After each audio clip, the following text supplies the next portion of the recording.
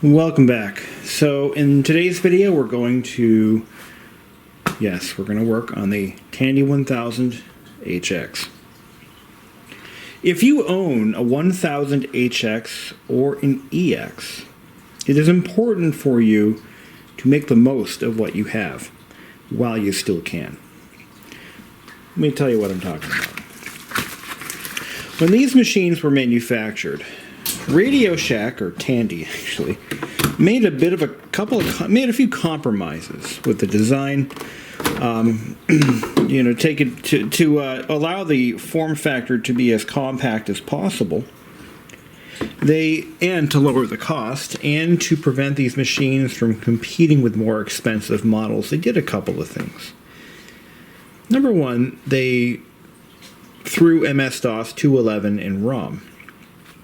Makes it a fast booting machine, sure, but it's not really upgradable. And DOS 2.11, as far as I know, does not support a hard disk drive. So there's no F disk for it. There's no way to partition a drive in DOS 2.11. I do believe there are third-party utilities that were available that could make that happen, but DOS 2.11 natively is not the OS you want. The other thing is, like I said, to make the case as compact as possible and as a cost-cutting measure, this is all you get for expansion. Now, what this is a pin-compatible 8-bit isobus slot. Well, slot. It's not a slot. It's more of a pin header. But it is compatible with 8-bit ISO slots. And being an 8088-based machine, you can actually, if you can find a way to make it work, or to connect the adapter, you could, in theory, add a lot of popular 8-bit ISA expansion adapters that were designed for the IBM PC into this machine. And to take advantage of the improved performance, and furthermore, you could actually boot this machine from a newer version of DOS, like DOS 3.3, for example. I have several copies of that. And you could turn this machine into something it was never meant to be. The expansion adapters that Radio Shack sold for this machine, or that you could order directly from Tandy, there were a variety of different adapters that they made available for this, different options. But the ones that come to mind offhand are internal modems, RAM expansions, and disk controllers. No, actually. As well as RS-232 or parallel interfaces. And over the years, there were some third-party adapters made for these machines, and I do believe there was an external hard drive kit available for this from a third party. But ultimately, the Tandy 1000 HX and EX models were really meant to be stepping stones. I mean, they were supposed to be the family's first computer, as this was for my family. This was the one my dad bought back in 1990 as our family's first computer.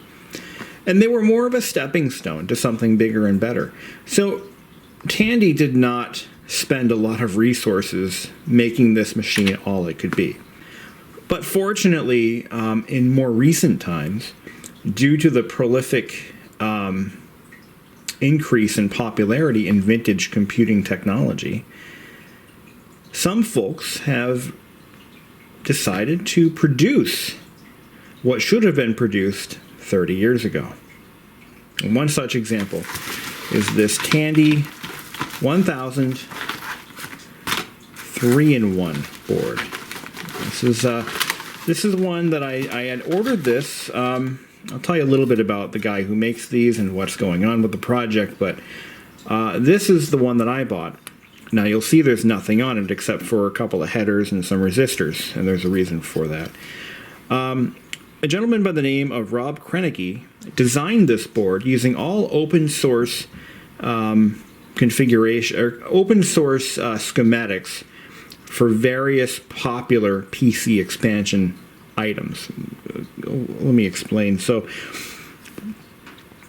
the Tandy 1000 does not have an RS-232 port, no serial port. It just has the Tandy pin-compatible parallel port, which uses a weird card edge connector, and it has a connector for an external floppy drive, but there is no serial port. And a lot of external accessories require a serial port. Think of a serial mouse. You've got your communications device. You could communicate to other computers over a serial connection. But this gives you that option. The other thing it gives us is, because if you're not familiar with XT and PC architecture, those machines did not have memory slots. They did not have a bank of memory slots on the logic board like the 286s and up did. The original PC used RAM expansion through an isobus adapter.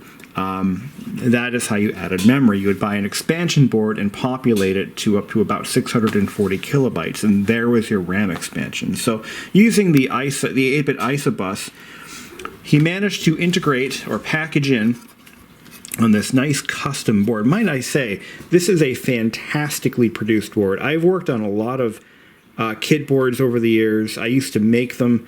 I didn't make the boards, but I would build the kits for a friend of mine who was producing test equipment. But the quality of this board is superb. I mean, it is like something you would find in a MacBook. I mean, I have to compliment him on not only the board layout, but also the choice in manufacturer. The solder mask is high quality. It's just a beautiful board. But anyway, so what he did is he packaged in 3 different options, hence the name 3-in-1. It gives you these 384K RAM expansion that you would need for a machine like this. It adds a socketed BIOS chip for the IDE controller. Yes, it actually adds an IDE controller. Huh? Come on, that's pretty cool. There is, and the circuitry needed to drive the RS-232C port. So that is something else. And it's made specifically for the 1000HX and EX, which is why I'm making this video as a public service announcement. If you have one of these machines, hear me, buy one of these if you don't already have one. They're still available. Now, as of today, as of February 15th, 2021, you cannot buy a completed board. You have to build your own. He used to sell completed boards, but he stopped doing that. And he's only selling the bare boards. And I checked with him. I asked him how many he has left. As of right now, the quantity is about 30 of these boards. Now, when you buy the board, it's about $30 plus shipping. You get the bare board. You get these 2 pin headers. Now, you have to put them on yourself. I already did that. You get a shopping list. You get a list of all the parts you need from Mauser. In addition to a couple of things you can only get on eBay, such as a 256 meg compact flash card. You can buy those pre-formatted, by the way, but I'm going to format my own. And you get this custom-made backplate cover. That's really cool. So $30, you get the board, you get the shopping list, you got to buy your own shit, and you get this. So that is well worth it. Well worth it because if I were to have this board produced on my own, it would cost me a lot more than $30. So, and he's done all the footwork. There's some documentation that you can get on the order site. Where just Google it, Tandy 3-in-1 expansion board, and you'll find exactly what I'm talking about. He's got the schematics for each, and so basically there's 3 subsystems that he's laid out on one board using one connector. As far as I know, the OEM expansion boards, like the RAM Plus board, and I think there was an RS-232 board, whatever else was available, I believe they were stackable. They would interconnect with each other. But this just gives you those 3 most important expansions on one board. And today, we're going to build this sucker. So today, I got to find my slippers. Did you take my slippers? Because I got to go downstairs in the cold, cold basement. And, oh, there's my slippers. Okay, true to form, we're going to use a Radio Shack digital soldering station. I don't recommend this soldering station. I just happen to have one. I've got a nice Hacko at work, but this one I bought even before Radio Shack was talking about ending it all, it does the job. It's not the greatest. It doesn't produce a lot of sustained heat, but it does work. So that's what we got, and that's what we're going to use. So before we dig in, I want to open up this box because I managed to find a source for color ribbons for the Tandy DMP250 printer, and I'm really excited about it because I didn't think I'd be able to find a color ribbon. The thing is, with dot matrix color printers, they were so unpopular that there's not a hell of a big market for color ribbons. You know, 30 years after they were pretty much discontinued. And oh crap! These are the wrong ribbons. Oh no! Oh freaking Christ! That's not going to work now, is it? This is a wide carriage ribbon. Well, I guess I'm going to have to send these suckers back because they are wide carriage. If there was a way I could just pop the ribbon into, I mean, I could do that in theory. These are for a wide carriage printer, not a narrow carriage printer. Are you kidding me? I got all excited over nothing. This is what the ribbon should look like. Yeah, no, they're wide carriage. That's not going to work. I bet you, though, there's got to be a way for me to... I'm going to call them up and see if they'll take my money back, or give me my money back. But if not, I've got a problem. So that sucks. Donkey balls. But this is the company that I got them from. See, they don't have an actual cross-reference to the Tandy printer. This is for a Citizen. These are for a Citizen GSX 145, I think, which apparently is a wide carriage color printer. I didn't even know they made a wide carriage color, but that blows. Oh man, I was so excited too. Well, I'll be calling Mr. David, what's his name, and try to get my money back. All right, moving on. But in reality, what I might do is disassemble the cartridge and actually use the ribbon that's inside it and put it in my existing whatchamajigger. So the thing is, to do that, I have to find a way to sew the ribbon in a way that doesn't cause it to jam. Oh, that's going to be rough.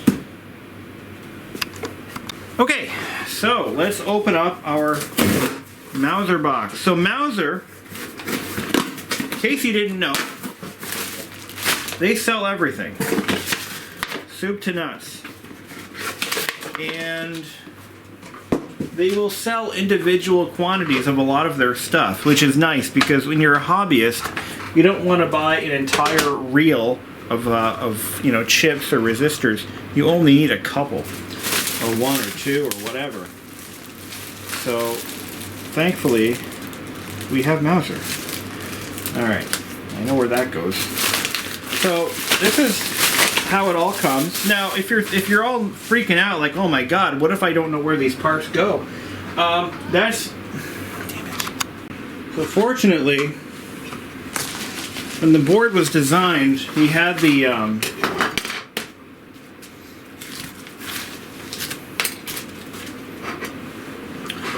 each position has been clearly marked in silk screening. So, for example, what's in this box?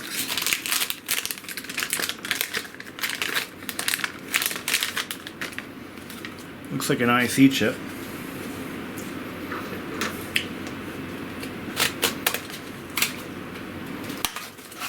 Ah, we've got two 9CAS 98Ks. So those should be marked on the board. Oh, 74LS688N. 74LS688. So those go down here. So now we can pick and place those parts by hand.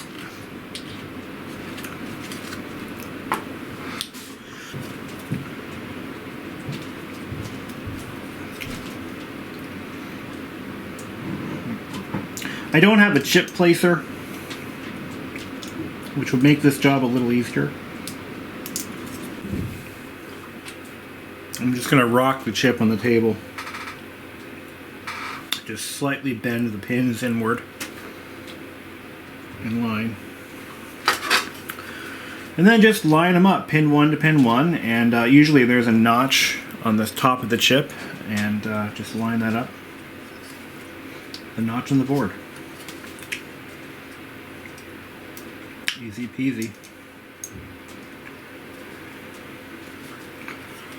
Let's see. A chip placer, you just push it down over top of the chip, and it pushes the pins inward for you.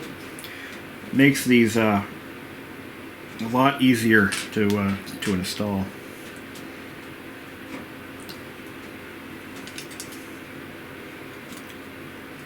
But once you get the hang of it, it's not too bad. Okay, and now we just solder them in. Normally what I would do is I would put all my pieces in and then I would solder them all at the same time. But for the sake of this video, I'm just going to do it for these two chips. Then I'm going to stop the video and I'm going to put some music on and I'm going to finish the job. Uninterrupted. For solder, I'm using lead-free solder because, I mean, why not? I have all this lead-free solder that's been sitting around. I should probably use it for something. So, we're soldering right. And we heat the pin and the pad and just slowly introduce the solder.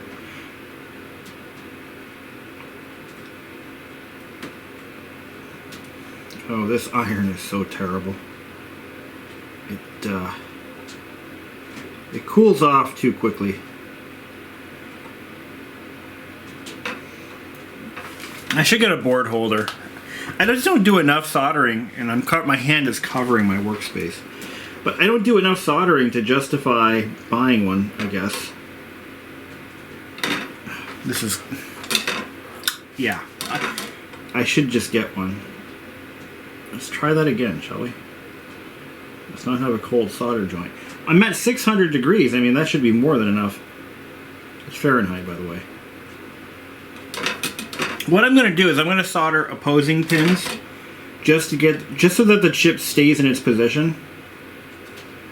Without, in case it, for example, as I'm soldering along, that's what I did with these connectors, is I'll solder a pin on one side and then one on the other, just to keep it in position, so that way as I'm soldering it doesn't slowly droop down out of its normal spot. Well, that's just what I do. There we go. Now we're cooking. Make sure that solder is hot enough and bonds nicely. You can't see anything I'm doing, and I'm gonna get roasted in the comments for that. Usually I know when I do something stupid, I'm gonna get roasted for it. So, hey, whatever. I'm not perfect. Can you see that? Can you see what I'm doing? Does it matter? Do you all know how to solder? Why are you watching this? You all know how to do this. You can read the schematic. You know how to solder. Just let me have my fun.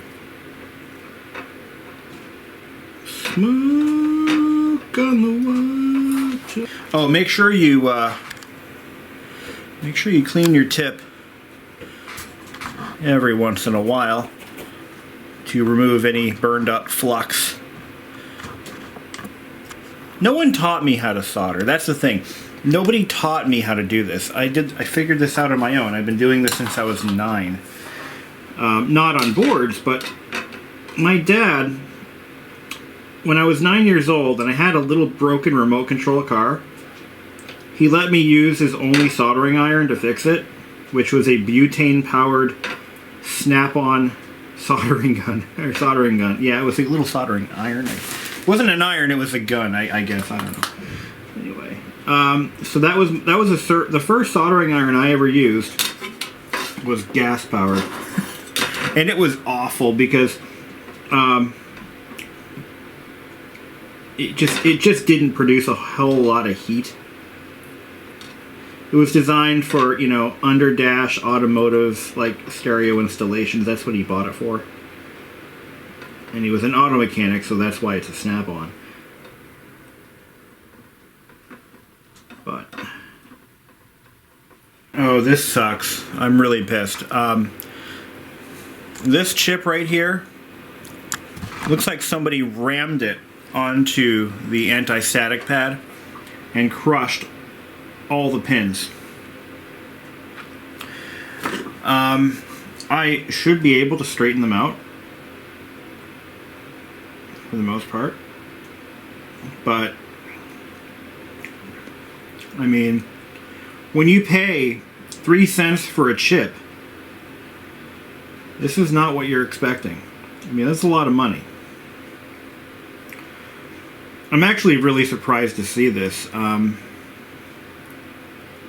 But then again, a lot of this, like, this is a very small order, so it's probably packed and picked by hand, and they probably pulled this off of a, or out of a tube, like some lackey just pulled this out of the, see, IC chips are usually packed in tubes, and they just butchered it. They just threw it, pushed it, rather, onto the little foam pad, and I'm just hoping I can save it, because I didn't buy any extras, you know.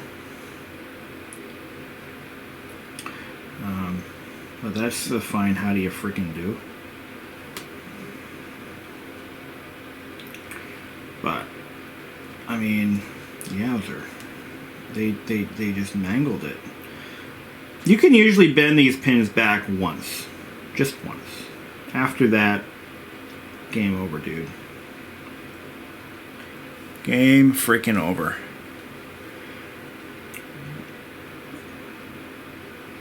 Well, let's just hope. Yeah, let's just hope we can make it work. Fortunately, this isn't like a processor or something where there's like 1,000,000 pins or 300 pins or whatever that we have to straighten out. Oh, this sucks. What a disaster! Oh my god.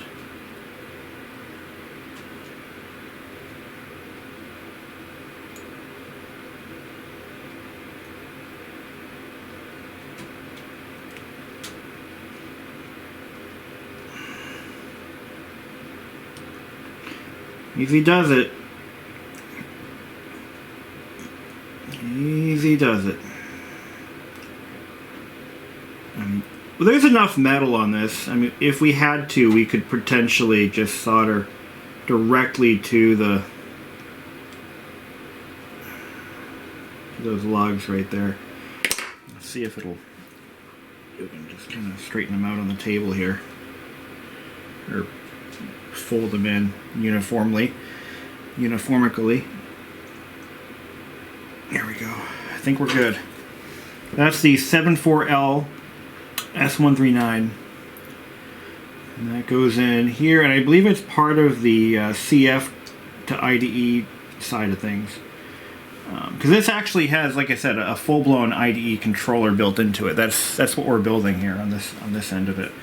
I think we're good. The chip looks to be salvageable, and I'm just going to tack it in there.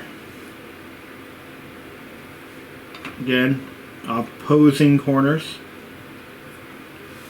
so it doesn't fall out. I didn't get that on camera, did I? Aha!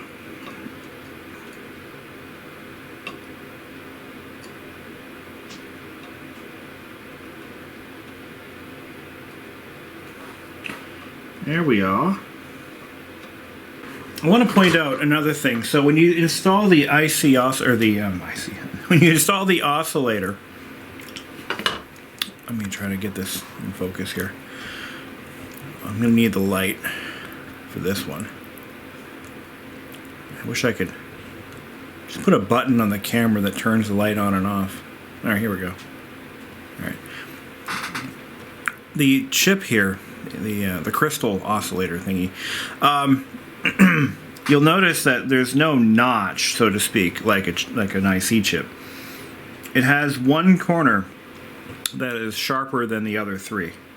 And then, oh, there's a little dot on that corner as well. That's pin 1. That's your orientation marker. On the board, you'll notice that there's a very slight sharper corner right here on the silk screening. The others are rounded off.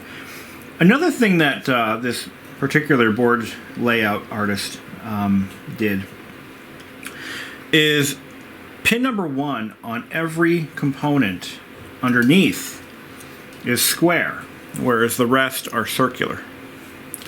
I hadn't noticed that on other boards, so I thought I'd point that out. That is a thing, apparently, and so if you're, let's say you, for whatever reason, you're still not sure, look for the squared pin hole, and that's going to denote pin 1.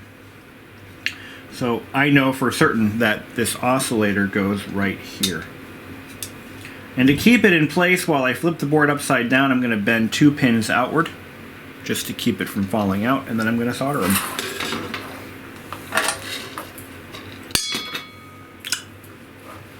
Just like that.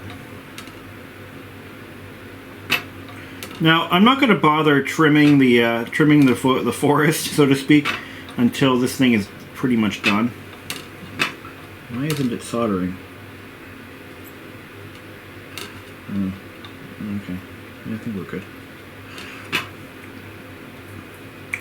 When soldering on items where there's a long stem, if you will, on the back side of the board, it's always good to, once you put enough solder on there, you drag the soldering iron upward to give it a nice tip, a nice sharp tip. And then when we're done, we're going to clip off all the excess. And that's how you avoid creating a blob of solder, where you don't want one. So that looks pretty nice. I like it. All right, I just keep grabbing stuff that I want to I have talking points on. This is the pin header, or the DB9 pin header for the RS-232C interface. Now, these are generally held in by the solder itself, so you want to make sure you have a larger diameter solder just to kind of fill in the, well, it makes it a little stronger, if you will. But it clips in very nicely. These holes were perfectly sized. He did a nice job designing this board, I swear. But we're going to go ahead and we're going to solder in the pins. Then I'm going to whip out a bigger diameter solder to try to fill in the mounting holes.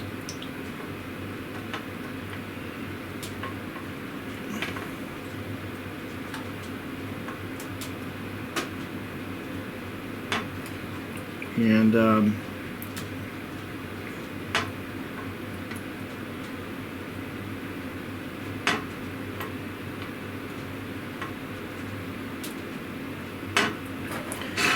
I don't think I explained what the jumper was for. I think I glazed over that. I'm sorry.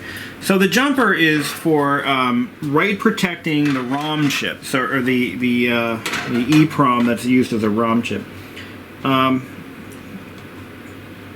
So what you want to do is, when you're building this, leave the JP1, leave it open. You don't have to put a jumper in there. That's totally optional. But you can leave it. Actually, no. It's write enable. So if you jump it, it's write enable. If you leave it open, it's, well, open. And write disable or write protect. So what you could do alternatively, if you don't want to put a jumper block there, you can just put a strap in place of it. And once you write the ROM, you can cut the strap and thus write protect it. So that's an option. So what I'm going to do is I'm going to grab, I have a larger diameter solder. I'm going to use that.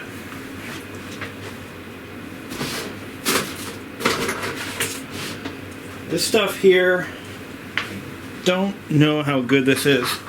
I bought this, it's Chinese. Is it Chinese?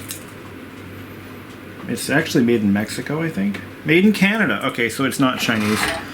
But it's a slightly larger diameter, and we're going to use that to fill in where the mounting holes are. I'm going to use a broader part of the iron here, and hopefully it'll fill in nicely. Oh, there we go. Oh, that's nice. This is leaded, I think. Yeah, this is 60-40 leaded. Old-fashioned stuff. Definitely not Rojas compliant, I'll tell you what. The EPA is cringing as I'm doing this. Leaded solder really does work. It flows better than tin solder. I mean, that is the fact. It has other benefits too. Okay, so the DB9 is installed. Looks pretty good. Looks almost professional. Moving on. This is what I mean by the forest. When you start putting in your passives, that's your capacitors, your resistors, they come with very long leads, and you have to trim those. So we're going to solder all of these as is. And I'll be able to kind of show you better what I mean by when you want to drag the iron up, or the tip up the lead, to give you a sharp point.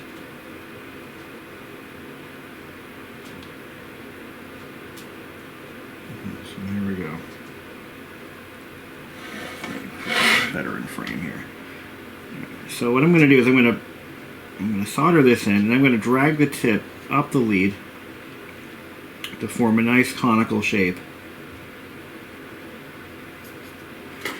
And that's how you do it. If you don't do that, you can wind up with a giant blob of solder that is nearly impossible to deal with at the end. Well, it's dealable, but when you go to trim everything down, it's just going to look like shit. So you want to do that. That's all I'm saying. And to make it easier, you can kind of work your way out or in from the outside. So you start on the outer ones, and then you can trim them down and then go in. This is a fairly simple board, so it's not covered in passives like some boards I've seen.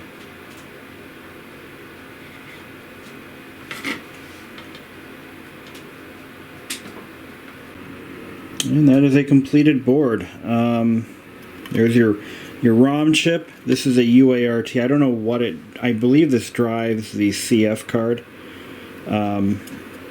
interface, or the IDE interface. There's your RAM chip there. That's our ROM U4. This is one of these is... Yeah, this one's the RS-232 driver. That's this chip over here by my thumb. And... these are two more RAM chips here. Third RAM chip. Compact flash U2. I don't know what that does exactly.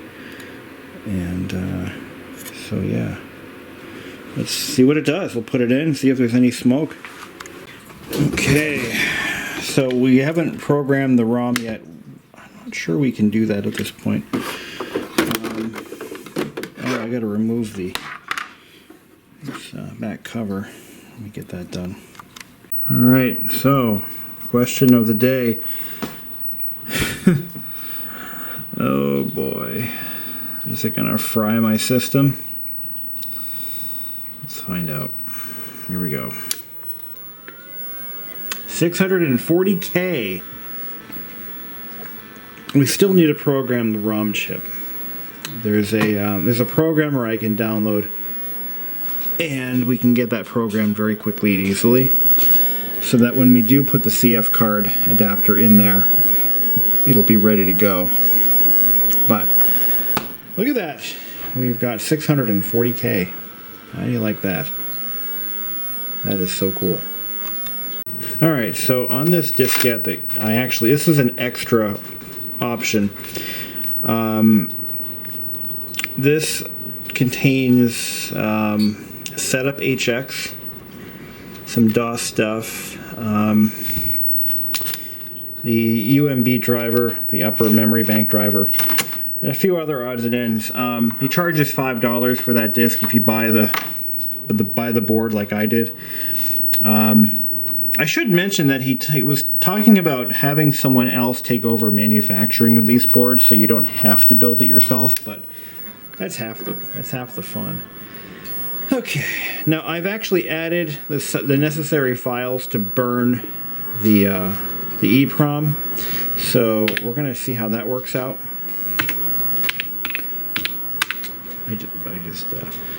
It's going to be the xtideconfig.com. By the way, yes, this is the xtide IDE interface crammed into this board. So it's the same thing that you actually buy though. You can buy those, by the way, pre-built for a standard 8-bit bus, but so we just need to program that ROM chip, or EEPROM, and XTIDE CFG. As far as I know, that should do it. I have the write protect jumper removed, or added, or whatever. Load BIOS from file. Now, if I did this correctly, this should work really well. If I did it wrong, then it won't work. Successfully loaded file for flashing. Is it done? Oh no, I have to flash the EEPROM. Start flashing. Now if this works, then it means I did it correctly.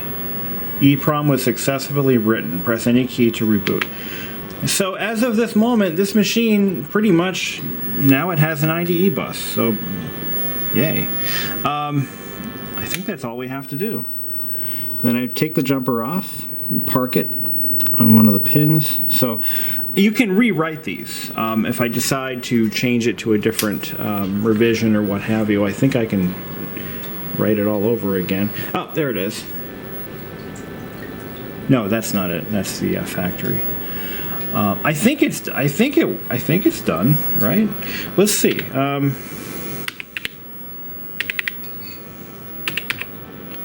Let's see what other utilities are on that. Let's see. Load BIOS from file. Exit to DOS. Web links. Yeah, web links. Let's see. Will it verify what was on there? No, I don't think so. BIOS is not loaded. Load BIOS from file. Is that all I have to do? Let's see.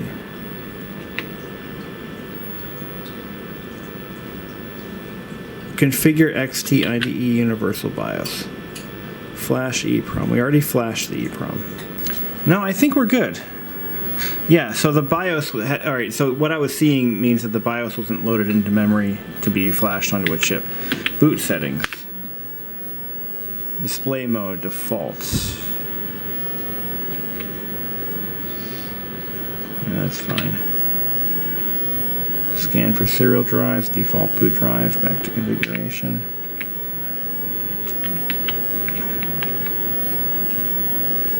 But yeah, we don't have anything in there. There's no the actual module's not installed, so I think we're good. I think it's all flashed and ready to go, and that should pretty much conclude. So once I get the module, the actual CF card module from eBay, that should be here any day.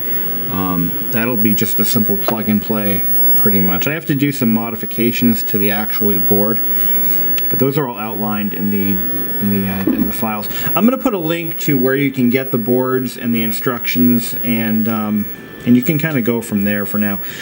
Like I said, he will be subbing out the production of these boards to somebody else, and if I ever get the information for that, I'll put that in the description as well. So keep an eye out for that. For now, that'll conclude our video. Pretty much good to go.